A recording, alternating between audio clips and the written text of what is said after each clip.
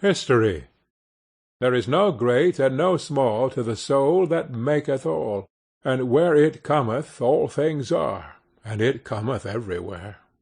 I am the owner of the sphere, of the 7 stars and the solar year, of Caesar's hand and Plato's brain, of Lord Christ's heart and Shakespeare's strain.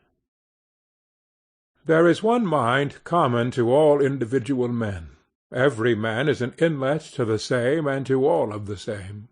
He that is once admitted to the right of reason is made a free man of the whole estate. What Plato has thought, he may think. What a saint has felt, he may feel.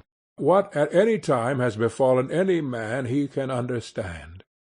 Who hath access to this universal mind is a party to all that is or can be done, for this is the only and sovereign agent. Of all the works of this mind history is the record. Its genius is illustrated by the entire series of days. Man is explicable by nothing less than all his history. Without hurry, without rest, the human spirit goes forth from the beginning to embody every faculty, every thought, every emotion which belongs to it, in appropriate events. But the thought is always prior to the fact. All the facts of history pre-exist in the mind as laws. Each law in turn is made by circumstances predominant, and the limits of nature give power to but one at a time. A man is a whole encyclopaedia of facts. The creation of 1,000 forests is in one acorn, and Egypt, Greece, Rome, Gaul, Britain, America, lie folded already in the first man. Epoch by epoch, camp, kingdom, empire, republic, democracy, are merely the application of his manifold spirit to the manifold world. This human mind wrote history, and this must read it. The Sphinx must solve her own riddle. If the whole of history is in one man, it is all to be explained from individual experience. There is a relation between the hours of our life and the centuries of time.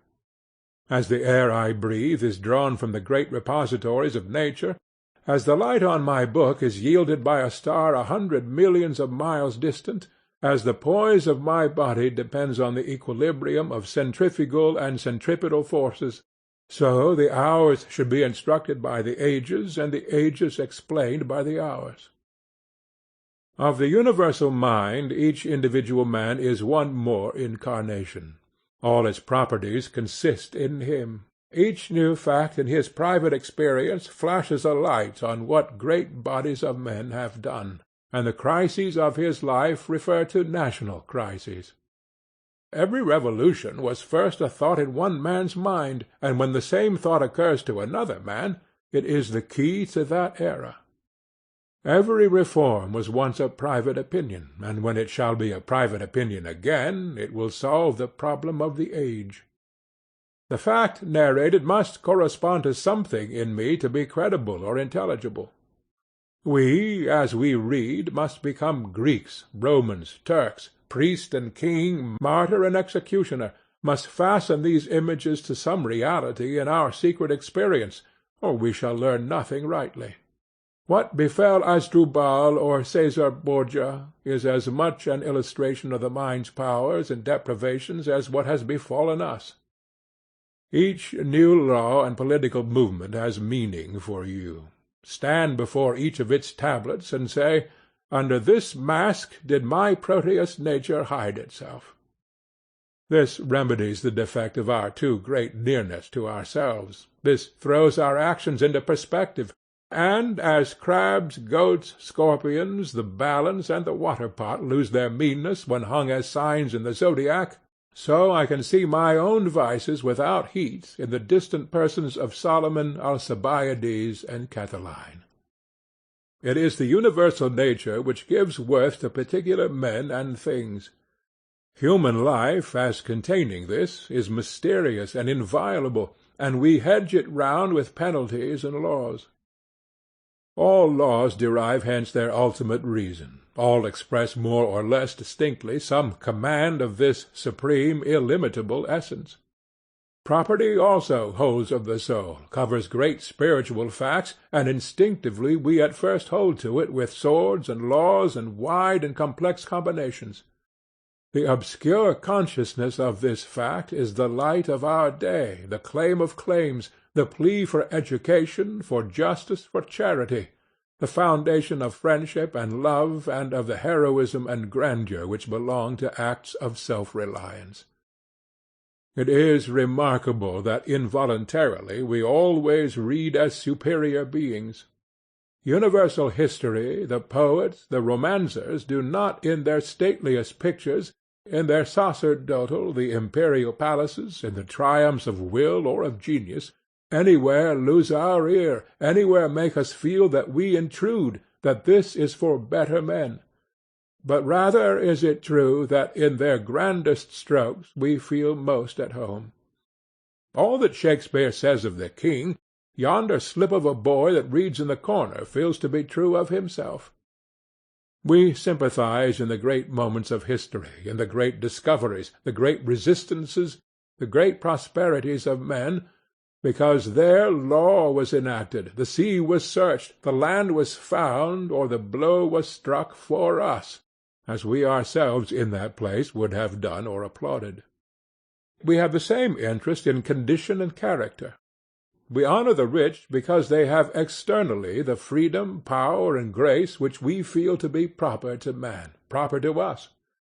So all that is said of the wise men by Stoic or Oriental or modern essayist describes to each reader his own ideas, describes his unattained but attainable self.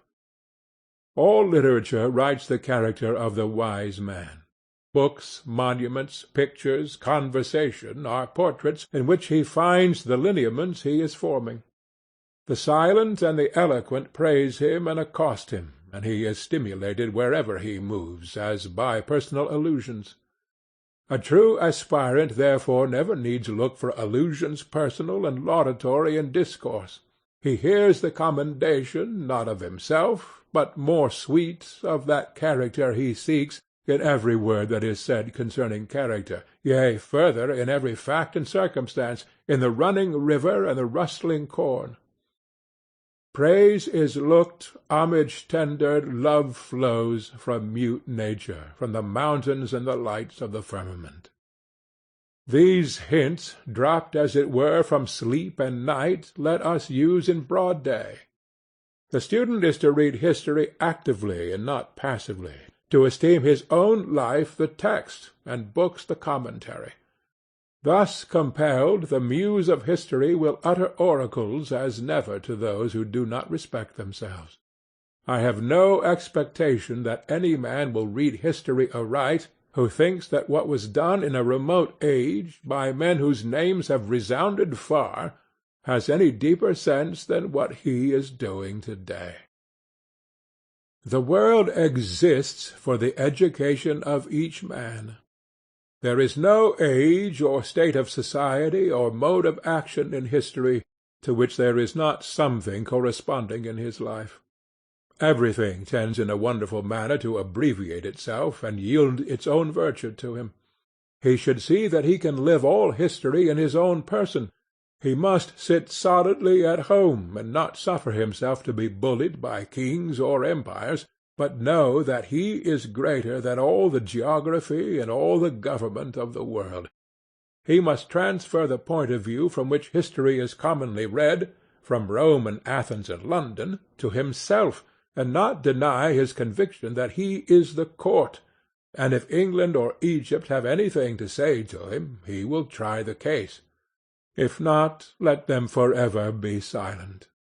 He must attain and maintain that lofty sight where facts yield their secret sense, and poetry and annals are alike. The instinct of the mind, the purpose of nature, betrays itself in the use we make of the signal narrations of history. Time dissipates to shining ether the solid angularity of facts. No anchor, no cable, no fences avail to keep a fact a fact. Babylon, Troy, Tyre, Palestine, and even early Rome are passing already into fiction.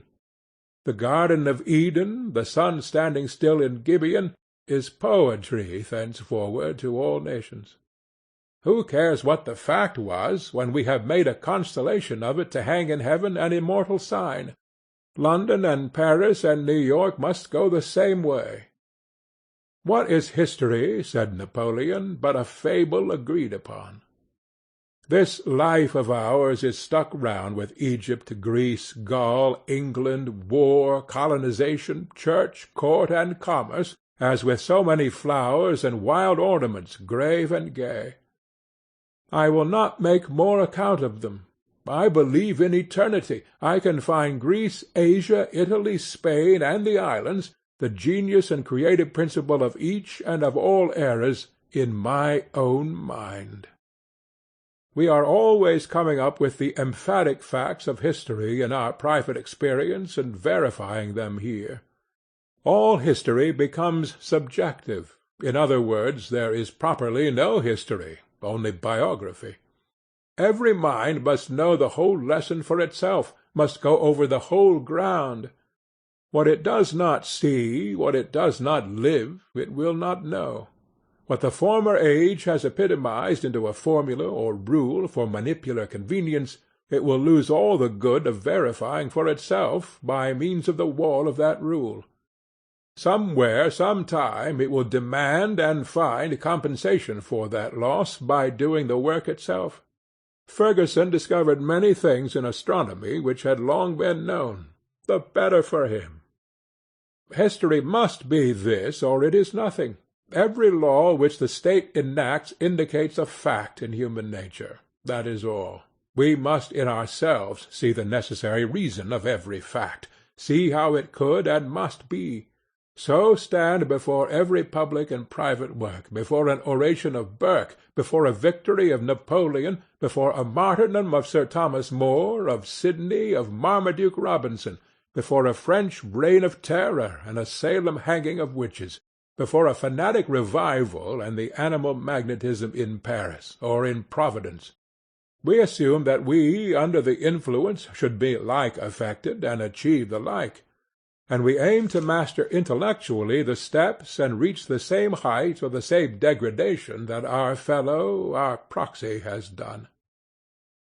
All inquiry into antiquity, all curiosity respecting the pyramids, the excavated cities, Stonehenge, the Ohio circles, Mexico, Memphis, is the desire to do away this wild, savage, and preposterous there and then, and introduce in its place the here and now. Belzoni digs and measures in the mummy pits and pyramids of Thebes until he can see the end of the difference between the monstrous work and himself. When he has satisfied himself, in general and in detail, that it was made by such a person as he, so armed and so motived, and to ends to which he himself should also have worked, the problem is solved. His thought lives along the whole line of temples and sphinxes and catacombs, passes through them all with satisfaction, and they live again to the mind, or are now.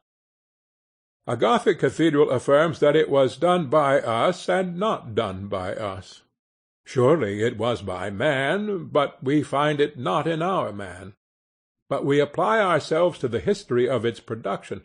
We put ourselves into the place and state of the builder. We remember the forest dwellers, the first temples, the adherence to the first type, and the decoration of it as the wealth of the nation increased. The value which is given to wood by carving led to the carving over the whole mountain of stone of a cathedral. When we have gone through this process, and added thereto the Catholic Church, its cross, its music, its processions, its saints' days, and image worship, we have, as it were, been the man that made the minster. We have seen how it could and must be. We have the sufficient reason. The difference between men is in their principle of association. Some men classify objects by colour and size and other accidents of appearance, others by intrinsic likeness, or by the relation of cause and effect.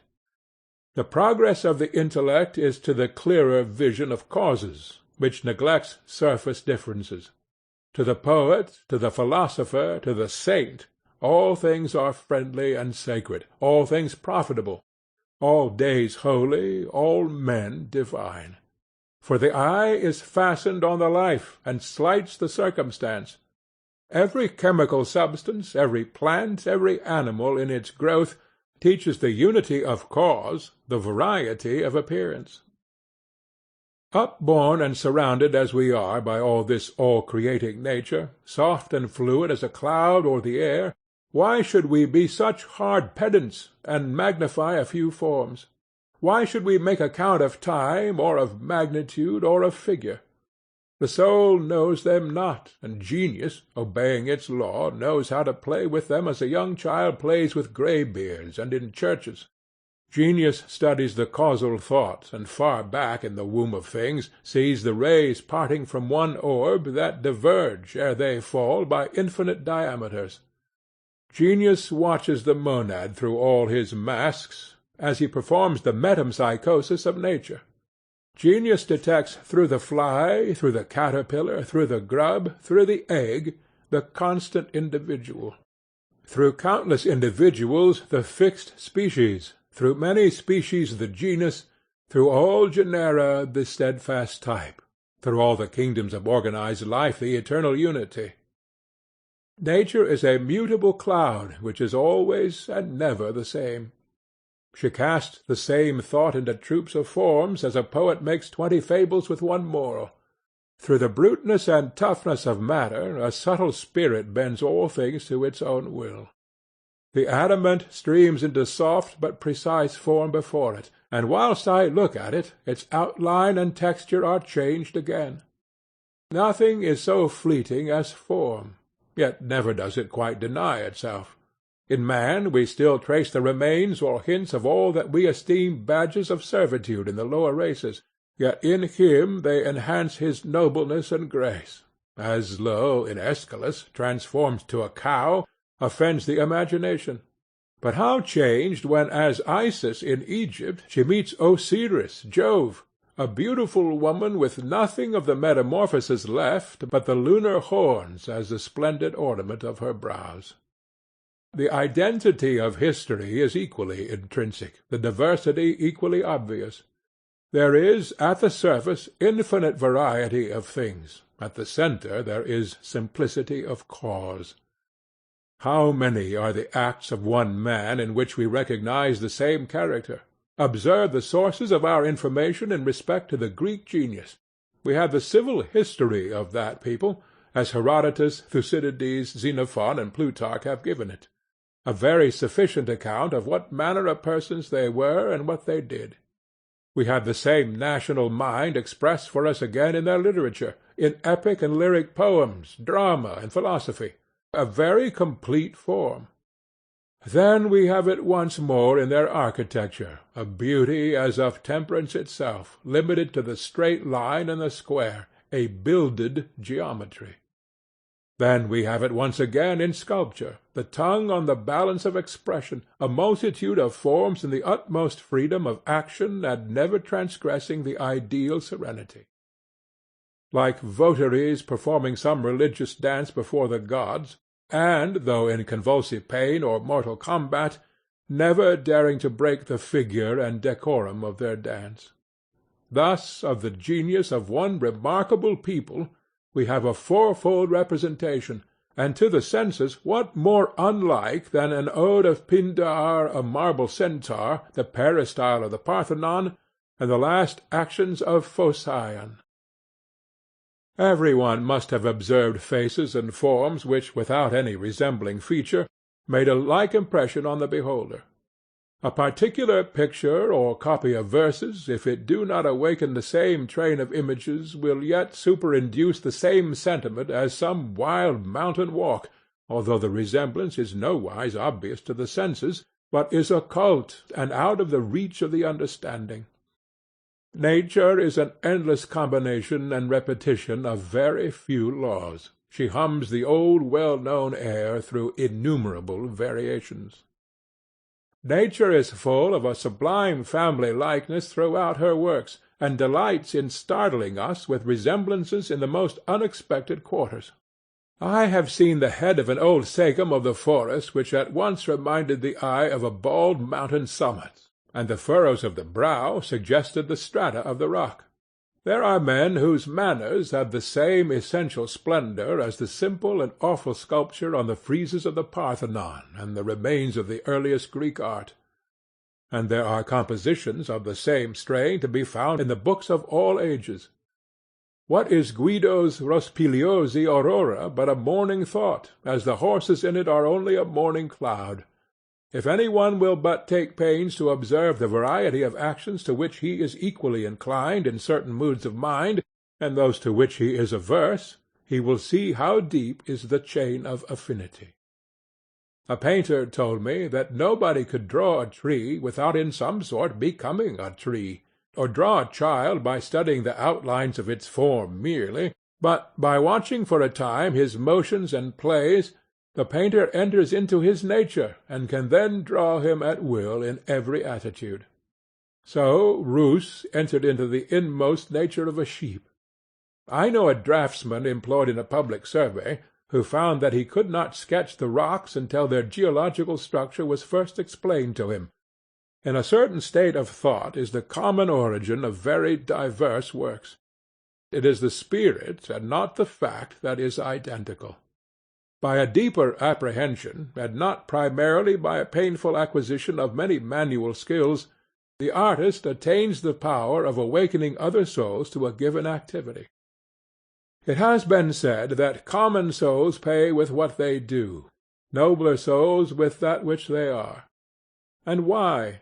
Because a profound nature awakens in us by its actions and words, by its very looks and manners, the same power and beauty that a gallery of sculpture or of pictures addresses.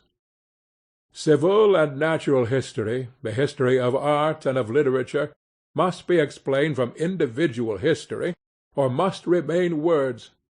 There is nothing but is related to us, nothing that does not interest us. Kingdom, college, tree, horse, or iron shoe, the roots of all things are in man. Santa Croce and the dome of St. Peter's are lame copies after a divine model. Strasbourg Cathedral is a material counterpart of the soul of Erwin of Steinbach. The true poem is the poet's mind. The true ship is the shipbuilder. In the man, could we lay him open, we should see the reason for the last flourish and tendril of his work, as every spine and tint in the seashell pre-exists in the secreting organs of the fish. The whole of heraldry and of chivalry is in courtesy. A man of fine manners shall pronounce your name with all the ornament that titles of nobility could ever add. The trivial experience of every day is always verifying some old prediction to us, and converting into things the words and signs which we had heard and seen without heed. A lady with whom I was riding in the forest said to me that the woods always seemed to her to wait, as if the genii who inhabit them suspended their deeds until the wayfarer had passed onward. A thought which poetry has celebrated in the dance of the fairies, which breaks off on the approach of human feet. The man who has seen the rising moon break out of the clouds at midnight has been present like an archangel at the creation of light and of the world. I remember one summer day in the fields, my companion pointed out to me a broad cloud, which might extend 1/4 of a mile parallel to the horizon, quite accurately in the form of a cherub as painted over churches. A round block in the centre, which it was easy to animate with eyes and mouth, supported on either side by wide-stretched symmetrical wings. What appears once in the atmosphere may appear often, and it was undoubtedly the archetype of that familiar ornament. I have seen in the sky a chain of summer lightning which at once showed to me that the Greeks drew from nature when they painted the thunderbolt in the hand of Jove. I have seen a snowdrift along the sides of the stone wall which obviously gave the idea of the common architectural scroll to abut a tower. By surrounding ourselves with the original circumstances we invent anew the orders and the ornaments of architecture, as we see how each people merely decorated its primitive abodes. The Doric temple preserves the semblance of the wooden cabin in which the Dorian dwelt. The Chinese pagoda is plainly a Tartar tent. the Indian and Egyptian temples still betray the mounds and the subterranean houses of their forefathers. The custom of making houses and tombs in the living rock, says Heeren in his researches on the Ethiopians, determined very naturally the principal character of the Nubian Egyptian architecture to the colossal form which it assumed. In these caverns, already prepared by nature, the eye was accustomed to dwell on huge shapes and masses, so that when art came to the assistance of nature it could not move on a small scale without degrading itself. What would statues of the usual size, or neat porches and wings have been associated with these gigantic halls, before which only colossi could sit as watchmen or lean on the pillars of the interior? The Gothic church plainly originated in a rude adaptation of the forest trees, with all their boughs, to a festal or solemn arcade. As the bands about the cleft pillars still indicate the green withes that tied them. No one can walk in a road cut through pine woods without being struck with the architectural appearance of the grove, especially in winter, when the barrenness of all other trees shows the low arch of the Saxons. In the woods in a winter afternoon one will see as readily the origin of the stained-glass window with which the Gothic cathedrals are adorned in the colours of the western sky seen through the bare and crossing branches of the forest.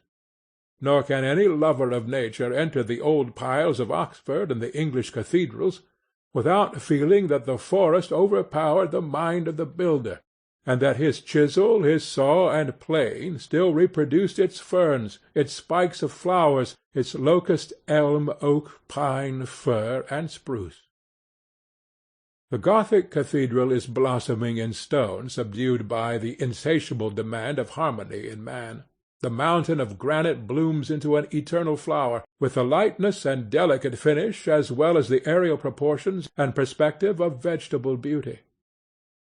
In like manner all public facts are to be individualized, all private facts are to be generalized. Then at once history becomes fluid and true, and biography deep and sublime. As the Persian imitated in the slender shafts and capitals of his architecture the stem and flower of the lotus and palm, so the Persian court in its magnificent era never gave over the nomadism of its barbarous tribes, but travelled from Ecbatana, where the spring was spent, to Susa in summer and to Babylon for the winter. In the early history of Asia and Africa, nomadism and agriculture are the two antagonist facts. The geography of Asia and Africa necessitated a nomadic life, but the nomads were the terror of all those whom the soil or the advantages of a market had induced to build towns. Agriculture, therefore, was a religious injunction, because of the perils of the state from nomadism. And in these late and civil countries of England and America these propensities still fight out the old battle, in the nation and in the individual. The nomads of Africa were constrained to wander by the attacks of the gadfly, which drives the cattle mad, and so compels the tribe to emigrate in the rainy season, and to drive off the cattle to the higher sandy regions. The nomads of Asia follow the pasturage from month to month. In America and Europe the nomadism is of trade and curiosity, a progress certainly from the gadfly of Astaboras to the Anglo and Italomania of Boston Bay.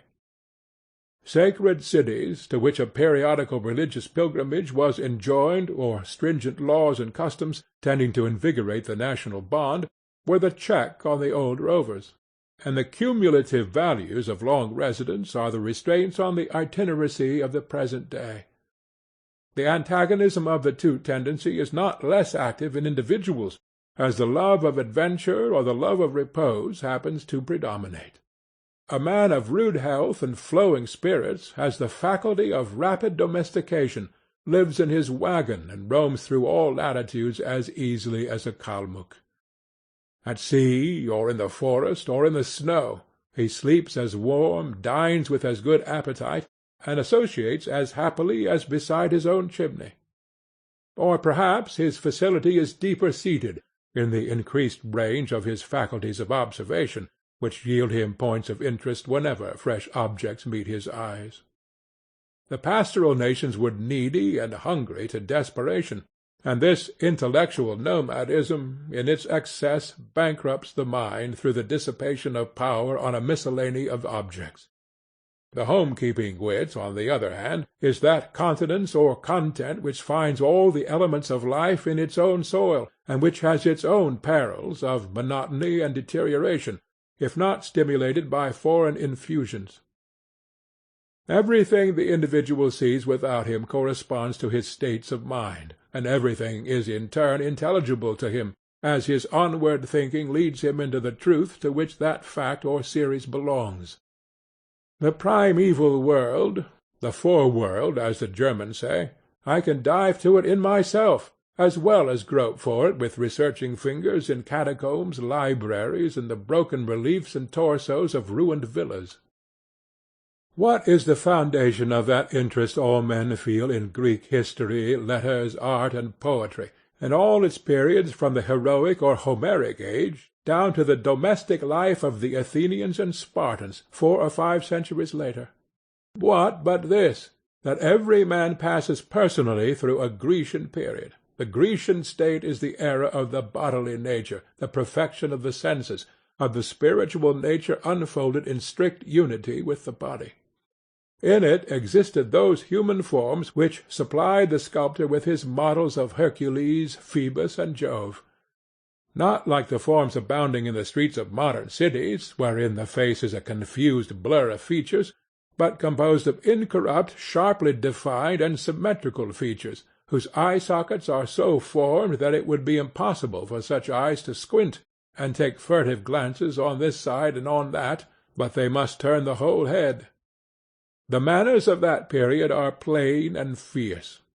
The reverence exhibited is for personal qualities, courage, address, self-command, justice, strength, swiftness, a loud voice, a broad chest. Luxury and elegance are not known. A sparse population and want make every man his own valet, cook, butcher, and soldier, and the habit of supplying his own needs educates the body to wonderful performances. Such are the Agamemnon and Diomede of Homer, and not far different is the picture Xenophon gives of himself and his compatriots in the retreat of the 10,000. After the army had crossed the river Teleboas in Armenia, there fell much snow, and the troops lay miserably on the ground, covered with it. But Xenophon arose naked, and taking an axe, began to split wood, whereupon others rose and did the like. Throughout his army exists a boundless liberty of speech.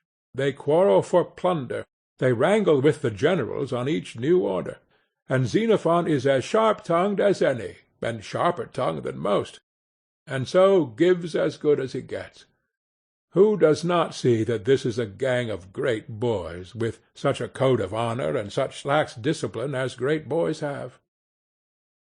The costly charm of the ancient tragedy, and indeed of all the old literature, is that the persons speak simply, speak as persons who have great good sense without knowing it, before yet the reflective habit has become the predominant habit of the mind.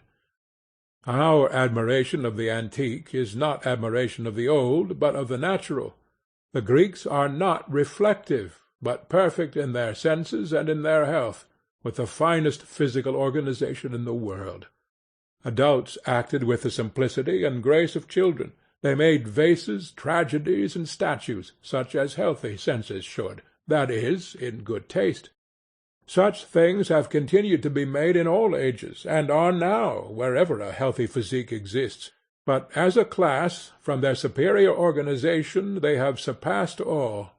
They combine the energy of manhood with the engaging unconsciousness of childhood.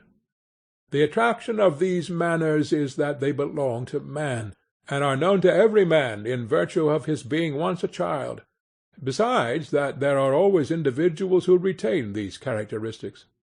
A person of childlike genius and inborn energy is still a Greek, and revives our love of the muse of Hellas. I admire the love of nature in the Philoctetes. In reading these fine apostrophes to sleep, to the stars, rocks, mountains, and waves, I feel time passing away as an ebbing sea. I feel the eternity of man, the identity of his thought. The Greek had, it seems, the same fellow beings as I. The sun and moon, water and fire, met his heart precisely as they meet mine. Then the vaunted distinction between Greek and English, between classic and romantic schools, seems superficial and pedantic. When a thought of Plato becomes a thought to me, when a truth that fired the soul of Pindar fires mine, time is no more. When I feel that we two meet in a perception, that our two souls are tinged with the same hue, and do, as it were, run into one, why should I measure degrees of latitude? Why should I count Egyptian years? The student interprets the age of chivalry by his own age of chivalry, and the days of maritime adventure and circumnavigation by quite parallel miniature experiences of his own. To the sacred history of the world he has the same key. When the voice of a prophet out of the deeps of antiquity merely echoes to him a sentiment of his infancy, a prayer of his youth, he then pierces to the truth through all the confusion of tradition and the caricature of institutions. Rare, extravagant spirits come by us at intervals, who disclose to us new facts in nature. I see that men of God have from time to time walked among men and made their commission felt in the heart and soul of the commonest hearer. Hence evidently the tripod, the priest, the priestess, inspired by the divine afflatus. Jesus astonishes and overpowers sensual people. They cannot unite him to history, or reconcile him with themselves. As they come to revere their intuitions, and to aspire to live holily, their own piety explains every fact, every word. How easily these old worships of Moses, of Zoroaster, of Menu, of Socrates, domesticate themselves in the mind! I cannot find any antiquity in them. They are mine as much as theirs. I have seen the first monks and anchorets without crossing seas or centuries. More than once some individual has appeared to me with such negligence of labour and such commanding contemplation, a haughty beneficiary begging in the name of God, as made good to the 19th century Simeon the Stylite, the Thebais, and the first Capuchins. The priestcraft of the East and West, of the Magian, Brahmin, Druid, and Inca, is expounded in the individual's private life. The cramping influence of a hard formalist on a young child, in repressing his spirits and courage, paralyzing the understanding, and that without producing indignation, but only fear and obedience, and even much sympathy with the tyranny, is a familiar fact, explained to the child when he becomes a man, only by seeing that the oppressor of his youth is himself a child, tyrannized over by those names and words and forms of whose influence he was merely the organ to the youth. The fact teaches him how Belus was worshipped and how the pyramids were built, better than the discovery by Champollion of the names of all the workmen and the cost of every tile. He finds Assyria and the mounds of Chulola at his door, and himself has laid the courses. Again, in that protest which each considerate person makes against the superstition of his times, he repeats step by step the part of old reformers, and in the search after truth finds, like them, new perils to virtue. He learns again what moral vigour is needed to supply the girdle of a superstition. A great licentiousness treads on the heels of a reformation.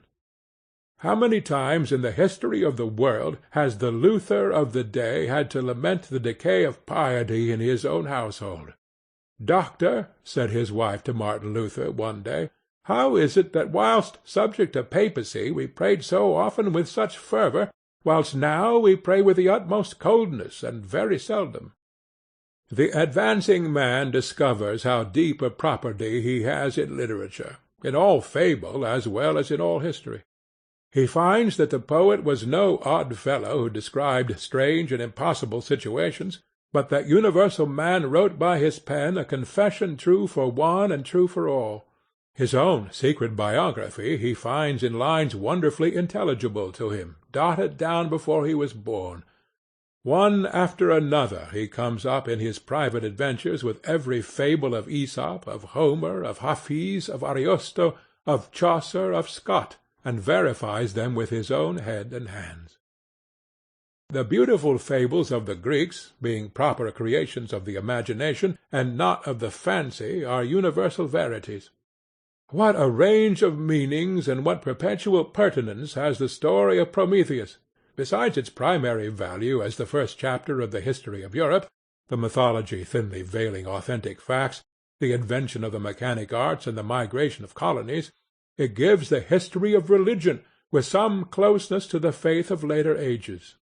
Prometheus is the Jesus of the old mythology. He is the friend of man, stands between the unjust justice of the eternal Father and the race of mortals, and readily suffers all things on their account.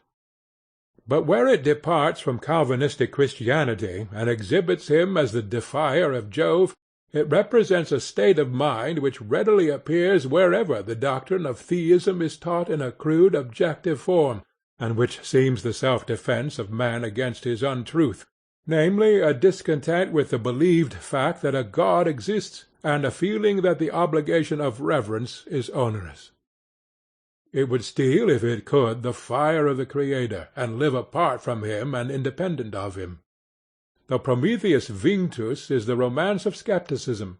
Not less true to all time are the details of that stately apologue. Apollo kept the flocks of Admetus, said the poets. When the gods come among men, they are not known. Jesus was not. Socrates and Shakespeare were not. Antæus was suffocated by the grip of Hercules, but every time he touched his mother, Earth, his strength was renewed.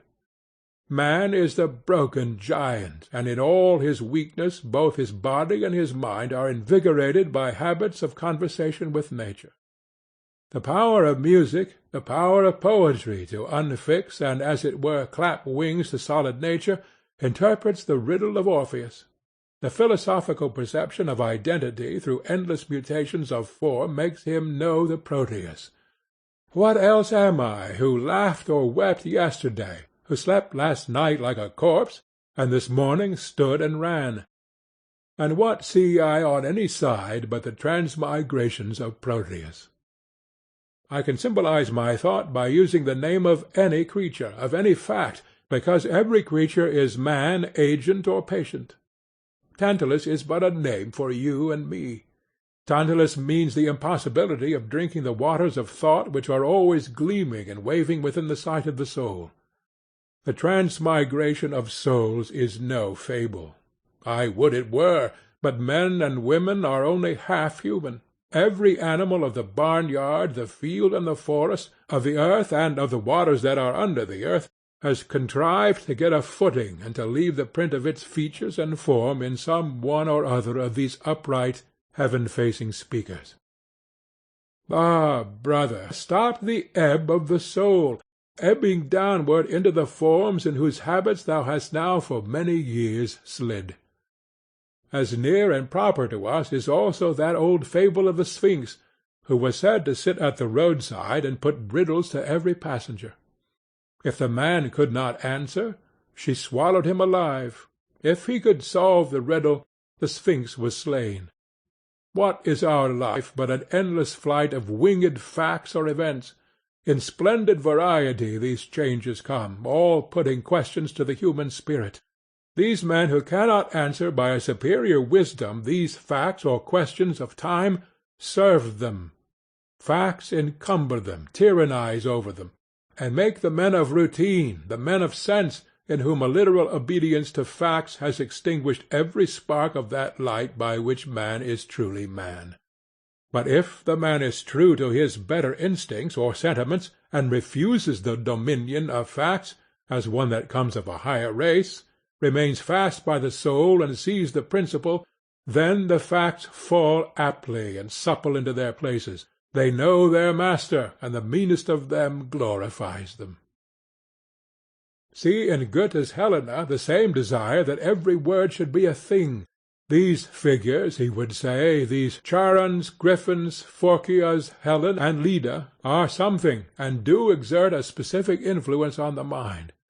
So far, then, are they eternal entities, as real to-day as in the first Olympiad. Much revolving them, he writes out freely his humour, and gives them body to his own imagination. and although that poem be as vague and fantastic as a dream, yet is it much more attractive than the more regular dramatic pieces of the same author, for the reason that it operates a wonderful relief to the mind from the routine of customary images, awakens the reader's invention and fancy by the wild freedom of the design, and by the unceasing succession of brisk shocks of surprise. The universal nature, too strong for the petty nature of the bard, sits on his neck and writes through his head, so that when he seems to vent a mere caprice and wild romance, the issue is an exact allegory. Hence Plato said that poets utter great and wise things which they do not themselves understand. All the fictions of the Middle Age explain themselves as a masked or a frolic expression of that which in grave earnest the mind of that period toiled to achieve. Magic, and all that is ascribed to it, is a deep presentiment of the powers of science. The shoes of swiftness, the sword of sharpness, the power of subduing the elements, of using the secret virtues of minerals, of understanding the voices of birds, are the obscure efforts of the mind in a right direction. The preternatural prowess of the hero, the gift of perpetual youth, and the like, are alike the endeavour of the human spirit to bend the shows of things to the desires of the mind. In Perceforest and Amadis de Gaul, a garland and a rose bloom on the head of her who is faithful, and fade on the brow of the inconstant. In the story of the boy and the mantle, even a mature reader may be surprised with a glow of virtuous pleasure at the triumph of the general Venelas, and indeed all the postulates of the elfin annals, that the fairies do not like to be named, that their gifts are capricious and not to be trusted, that who seeks a treasure must not speak, and the like, I find true in Concord, however they might be in Cornwall and Bretagne. Is it otherwise in the newest romance? I read The Bride of Lammermoor. Sir William Ashton is a mask for vulgar temptation, Ravenswood Castle a fine name for proud poverty, and the foreign mission of state only a Bunyan disguise for honest industry. We may all shoot a wild bull that would toss the good and beautiful, by fighting down the unjust and sensual. Lucy Ashton is another name for fidelity, which is always beautiful and always liable to calamity in this world. But along with the civil and metaphysical history of man, another history goes daily forward, that of the external world, in which he is not less strictly implicated. He is the compend of time, he is also the correlative of nature. His power consists in the multitude of his affinities, in the fact that his life is intertwined with the whole chain of organic and inorganic being. In old Rome the public roads beginning at the Forum proceeded north, south, east, west, to the centre of every province of the empire, making each market-town of Persia, Spain, and Britain pervious to the soldiers of the capital. So out of the human heart go as it were highways to the heart of every object in nature, to reduce it under the dominion of man. A man is a bundle of relations, a knot of roots, whose flower and fruitage is the world. His faculties refer to natures out of him, and predict the worlds he is to inhabit, as the fins of a fish foreshow that water exists, or the wings of an eagle in the egg presuppose air. He cannot live without a world. Put Napoleon in an island prison, let his faculties find no men to act on, no Alps to climb, no stake to play for, and he would beat the air and appear stupid. Transport him to large countries, dense population, complex interests, and antagonist power, and you shall see that the man Napoleon, bounded that is by such a profile and outline, is not the virtual Napoleon. This is but Talbot's shadow. His substance is not here, for what you see is but the smallest part and least proportion of humanity, but were the whole frame here, it is of such a spacious, lofty pitch, your roof were not sufficient to contain it. Henry VI. Columbus needs a planet to shape his course upon. Newton and Laplace need myriads of age and thick-strewn celestial areas. One may say a gravitating solar system is already prophesied in the nature of Newton's mind. Not less does the brain of Davy or Gay-Lussac, from childhood exploring the affinities and repulsions of particles, anticipate the laws of organization. Does not the eye of the human embryo predict the light, the ear of Handel predict the witchcraft of harmonic sound? Do not the constructive fingers of Watts, Fulton, Whitmore, Arkwright predict the fusible, hard, and temperable textures of metals, the properties of stone, water, and wood? Do not the lovely attributes of the maiden child predict the refinements and decorations of civil society? Here also we are reminded of the action of man on man. A man might ponder its thought for ages, and not gain so much self-knowledge as the passion of love shall teach in a day. Who knows himself before he has been thrilled with indignation at an outrage, or has heard an eloquent tongue, or has shared the throb of thousands in a natural exaltation or alarm? No man can antedate his experience, or guess what faculty or feeling a new object shall unlock, any more than he can draw to-day the face of a person whom he shall see to-morrow for the first time. I will not go behind the general statement to explore the reason of this correspondency.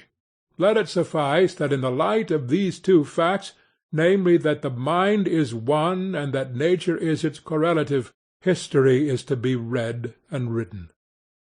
Thus in all ways does the soul concentrate and reproduce its treasures for each pupil. He too shall pass through the whole cycle of experience. He shall collect into a focus the rays of nature. History no longer shall be a dull book. It shall walk incarnate in every just and wise man. You shall not tell me by languages and titles a catalogue of the volumes you have read. You shall make me feel what periods you have lived. A man shall be the temple of fame. He shall walk, as the poets have described that goddess, in a robe painted all over with wonderful events and experiences. His own form and features, by their exalted intelligence, shall be that variegated vest. I shall find in him the full world, in his childhood the age of gold, the apples of knowledge, the Argonautic expedition, the calling of Abraham, the building of the temple, the advent of Christ, dark ages, the revival of letters, the Reformation, the discovery of new lands, the opening of new sciences and new regions in man. He shall be the priest of Pan, and bring with him into humble cottages the blessing of the morning stars, and all the recorded benefits of heaven and earth. Is there something overweening in this claim? Then I reject all I have written, for what is the use of pretending to know what we know not? But it is the fault of our rhetoric that we cannot strongly state one fact without seeming to belie some other. I hold our actual knowledge very cheap. Hear the rats in the wall, see the lizard on the fence, the fungus underfoot, the lichen on the log. What do I know sympathetically, morally, of either of these worlds of life? As old as the Caucasian man, perhaps older, these creatures have kept their counsel beside him, and there is no record of any word or sign that has passed from one to the other. What connection do the books show between the 50 or 60 chemical elements and the historical errors? Nay, what does history yet record of the metaphysical annals of man? What light does it shed on these mysteries which we hide under the names death and immortality? Yet every history should be written in a wisdom which divined the range of our affinities and looked at facts as symbols. I am ashamed to see what a shallow village tale our so-called history is. How many times we must say Rome and Paris and Constantinople! What does Rome know of rat and lizard? What are Olympiads and consulates to these neighbouring systems of being? Nay, what food or experience or succour have they for the Eskimo seal-hunter, for the Kanaka in his canoe, for the fisherman, the stevedore, the porter? Broader and deeper we must write our annals, if from an ethical reformation, from an influx of ever new, ever sanative conscience, if we would trulier express our central and wide-related nature, instead of this old chronology of selfishness and pride to which we have too long lent our eyes. Already that day exists for us, shines in on us at unawares. But the path of science and of letters is not the way into nature. The idiot, the Indian, the child, and unschooled farmer's boy stand nearer to the light by which nature is to be read than the dissector or the antiquary.